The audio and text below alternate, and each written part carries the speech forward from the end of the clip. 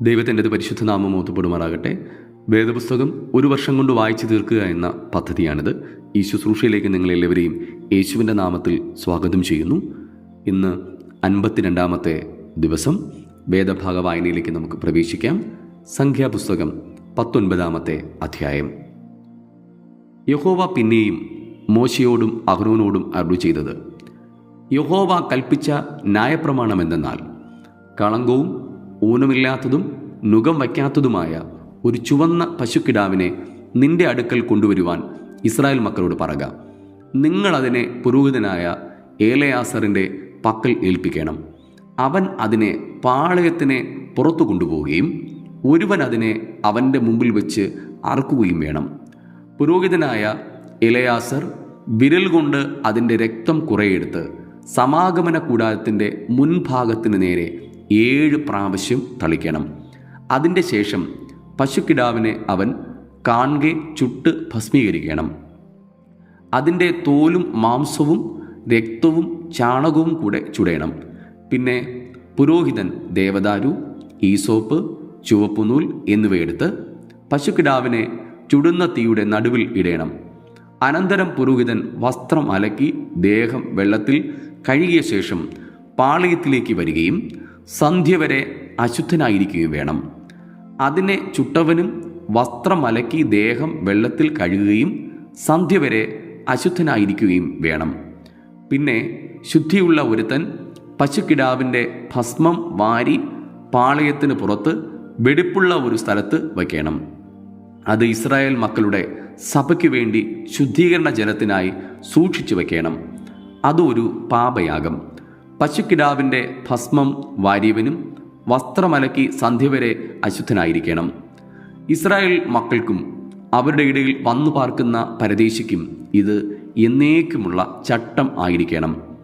യാതൊരു മനുഷ്യൻ്റെയും ശവം തൊടുന്നവൻ 7 ദിവസം അശുദ്ധനായിരിക്കണം. അവൻ 3-ാം ദിവസവും 7-ാം ദിവസവും ആ വെള്ളം കൊണ്ട് തന്നെത്താൻ ശുദ്ധീകരിക്കണം. അങ്ങനെ അവൻ ശുദ്ധിയുള്ളവനാകും. എന്നാൽ 3-ാം ദിവസം തന്നെ ശുദ്ധീകരിക്കാഞ്ഞാൽ 7-ാം ദിവസം അവൻ ശുദ്ധിയുള്ളവനാകയില്ല. മരിച്ചുപോയ ഒരു മനുഷ്യൻ്റെ ശവം ആരെങ്കിലും തൊട്ടിട്ട് തന്നെത്താൻ ശുദ്ധീകരിക്കാഞ്ഞാൽ അവൻ യഹോവയുടെ തിരുനിവാസത്തെ അശുദ്ധമാക്കുന്നു. അവനെ ഇസ്രായേലിൽ നിന്ന് ഛേദിച്ചു കളയണം. ശുദ്ധീകരണ ജലം കൊണ്ട് അവനെ തളിച്ചില്ല. അവൻ അശുദ്ധൻ. അവൻ്റെ അശുദ്ധി അവൻ്റെ മേൽ നിൽക്കുന്നു. കൂടാരത്തിൽ വച്ച് ഒരുത്തൻ മരിച്ചാലുള്ള ന്യായപ്രമാണമാവിത്: ആ കൂടാരത്തിൽ കടക്കുന്ന ഏവനും കൂടാരത്തിലിരിക്കുന്ന ഏവനും 7 ദിവസം അശുദ്ധനായിരിക്കണം. മൂടിക്കെട്ടാതെ തുറന്നിരിക്കുന്ന പാത്രമെല്ലാം അശുദ്ധമാകും. വെളിയിൽ വെച്ച് വാളാൽ കൊല്ലപ്പെട്ട ഒരുത്തനെയോ മരിച്ചുപോയ ഒരുത്തനെയോ മനുഷ്യൻ്റെ അസ്ഥിയെയോ ഒരു ശവക്കുഴിയെയോ തൊടുന്നവൻ എല്ലാം 7 ദിവസം അശുദ്ധനായിരിക്കണം. അശുദ്ധനായി തീരുന്നവന് വേണ്ടി പാപയാഗം ചുട്ട ഭസ്മം എടുത്ത് ഒരു പാത്രത്തിലിട്ട് അതിൻ്റെ ഉറവുവെള്ളം ഒഴിക്കണം.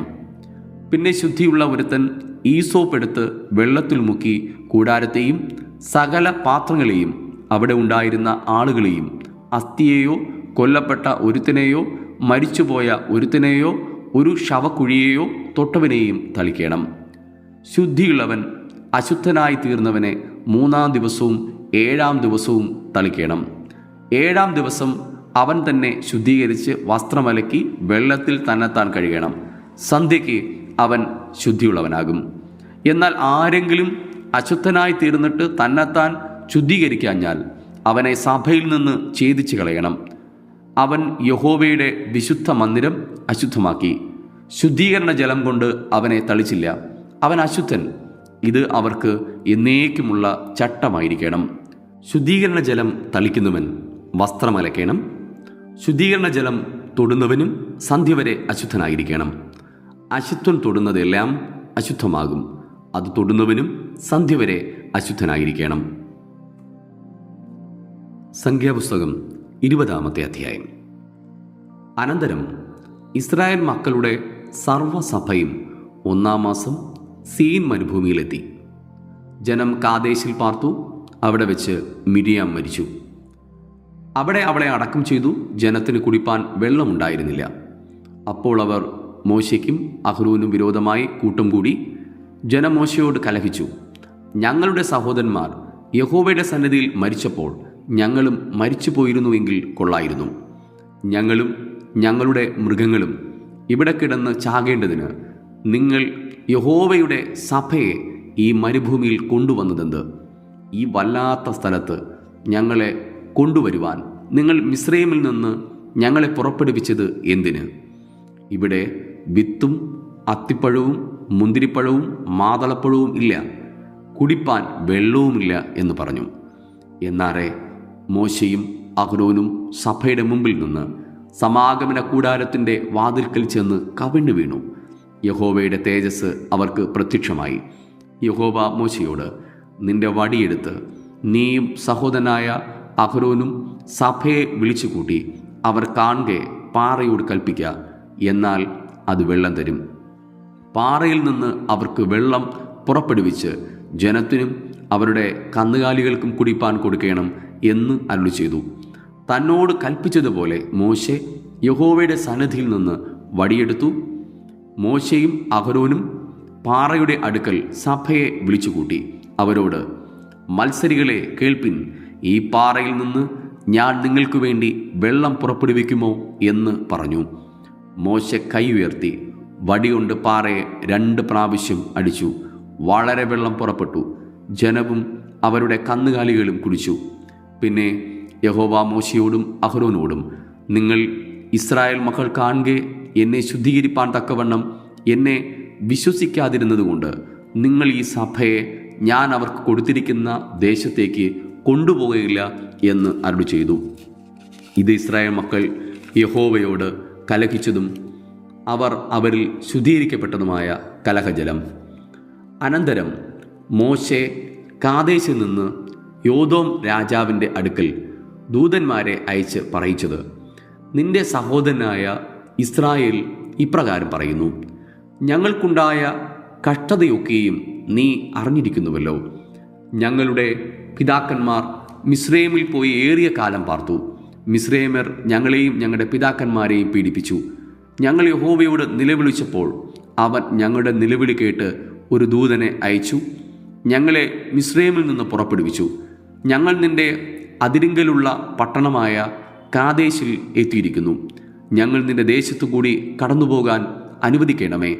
ഞങ്ങൾ വയലിലോ മുന്തിരിത്തോട്ടത്തിലോ കയറുകയില്ല, കിണറ്റിലെ വെള്ളം കുടിക്കുകയുമില്ല. ഞങ്ങൾ രാജപാതയിൽ കൂടി തന്നെ നടക്കും.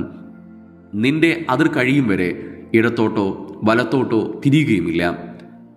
ഏദോം അവനോട്, നീ എൻ്റെ നാട്ടിൽ കൂടി കടക്കരുത്, കടന്നാൽ ഞാൻ വാളുമായി നിന്റെ നേരെ പുറപ്പെടും എന്ന് പറഞ്ഞു. അതിന് ഇസ്രായേൽ മക്കൾ അവരോട്, ഞങ്ങൾ പെരുവഴിയിൽ കൂടി പോയിക്കൊള്ളാം. ഞാനും എൻ്റെ കന്നുകാലിയും നിന്റെ വെള്ളം കുടിച്ചു പോയാൽ അതിൻ്റെ വില തരാം. കാൽനടയായി കടന്നു പോകണമെന്നല്ലാതെ മറ്റൊന്നും എനിക്ക് വേണ്ട എന്ന് പറഞ്ഞു.